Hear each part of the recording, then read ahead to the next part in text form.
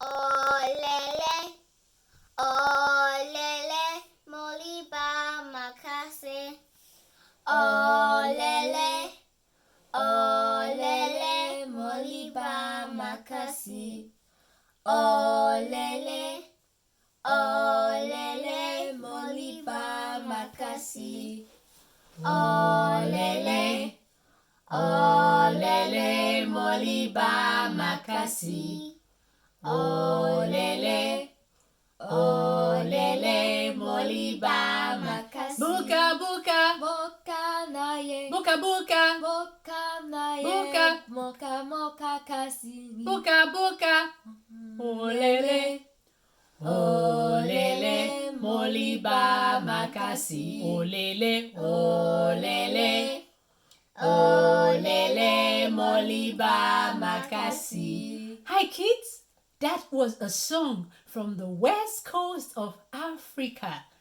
Olele, olele, olele, olele, moliba makasi. It's time to read. Come and join us. Let's go. Hi kids. After all that olele song, I am really leleing to read right now.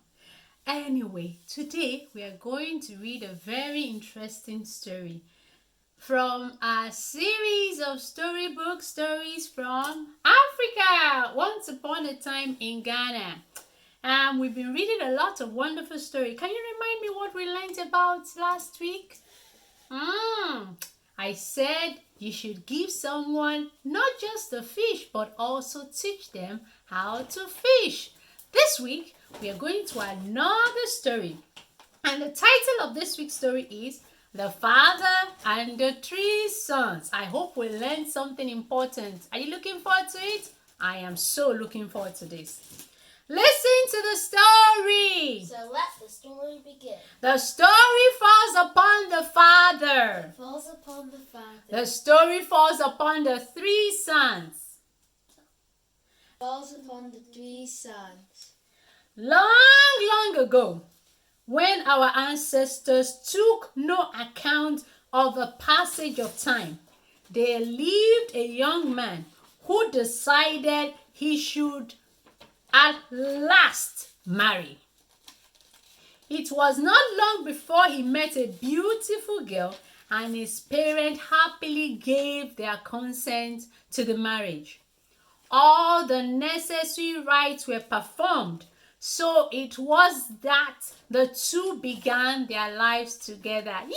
Happy married life! Woo-hoo! The man, Maken, was a hard-working farmer, and his wife, Sedina, was particularly lazy, barely doing the minimum that is required to look after their three sons, let alone her husband and the house. Look at this house, dusty and dirt everywhere. All the clothes need either washing or ironing. That sounds like some people's house. Food has to be bought and then cooked. Am I supposed to spend my whole life in this dungeon? What is the point of cleaning? The minute I turn my back, everything is dirty again. Mothers, I think you would really fit into that picture. Some kids,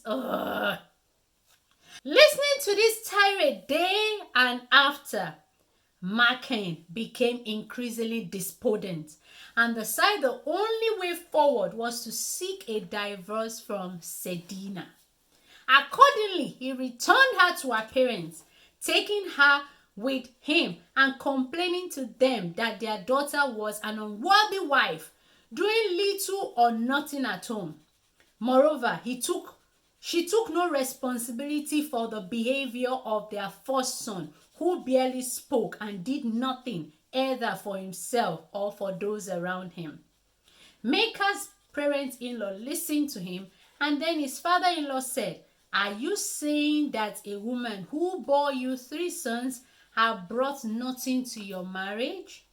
She has given you the greatest gift of all. Through your children, your life will go on way into the future.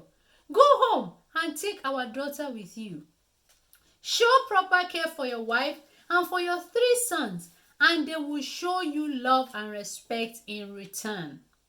So Mekan and Sedina returned home, and life continued in much the same way until it happened one day that the man went into the forest taking his 3 sons with him. Suddenly, Mekan heard a distant growling and quickly realized that a lion was fast approaching. Never in his life have he been filled with such a danger. Michael returned to his children saying, "What shall we do? Where shall we hide? The lion is far faster, more powerful than us. Is there any way we can save our lives?" His 2 favorite sons, the second and the last, said together, "We will die here in wait. As soon as the lion appears, we will stone it until we kill it."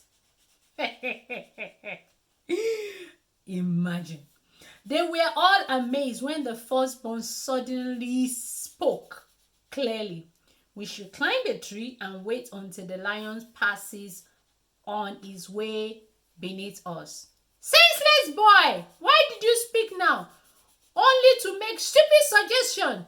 Do you not understand the danger we are in?" As ever, Michael was quick to condemn his older son. Drawing away from his father and nearer his brother, the boy repeated, "We should climb a tree and wait until the lion passes on his way beneath us." So Megan, astonished, the 2 young sons agreed and followed their brothers onto the tall tree. Their father, however, started collecting stone, which he piled beside him and sat down to wait, confident that he would overpower the mighty beast. It was not long before the lion appeared and moved towards the farmer, who quickly grabbed the stone.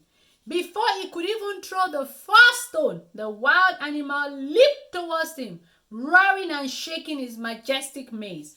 Moments later, Mecca lay dead, and the lion hoisted him at his shoulder to carry him back to his lane and enjoy a hearty feast. Ah, poor daddy, disobedient daddy, foolish daddy. Once they were certain all the danger had passed, the 3 sons came down from the tree and returned home, where their mother greeted them with open hands. "Where have you been? What have you been doing? Where is your father?"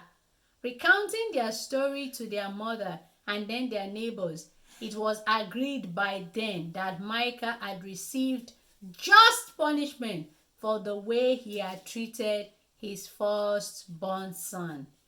A good and wise parent must know that every son and daughter must be shown equal affection and respect. After all, which of us knows which one of our children may one day hold the key to our lives? Kids, I'm going to repeat that. Parents, I'm going to repeat that. A good and wise parent must know that every son or daughter must be shown equal affection and respect. Why? After all, which of us know when one of our children may one day hold the key to our lives? Such an important lesson, children.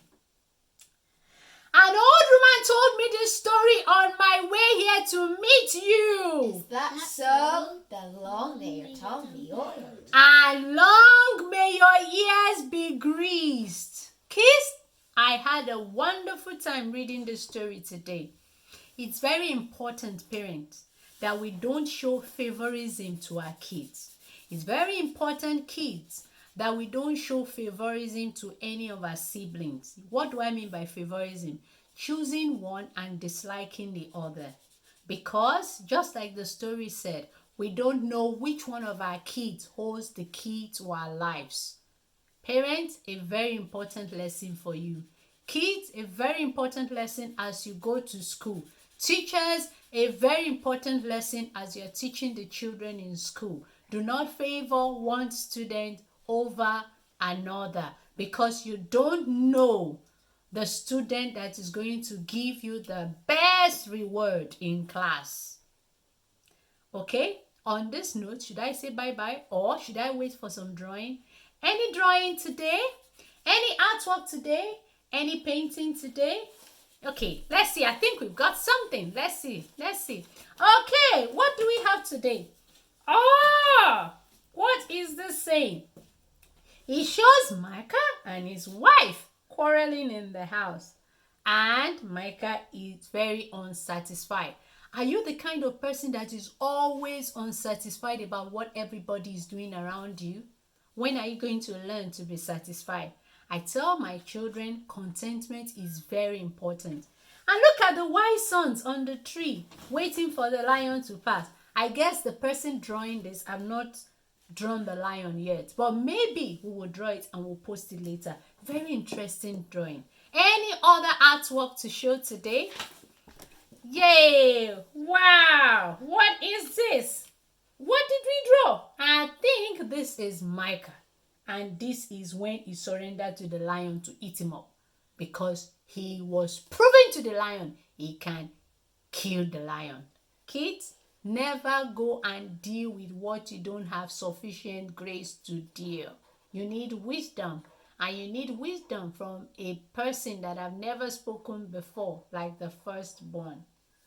Listen to wise counsels and listen to wise advice and don't be stubborn. Is that okay? So, we'll see you next time on Reading with Joan. Thank you, kids, for drawing. Thank you, kids, for listening. And I hope we'll see your drawing, your poems, your songs, and your imaginative idea about the lion, the farmer, and his 3 sons. See you next time. Bye.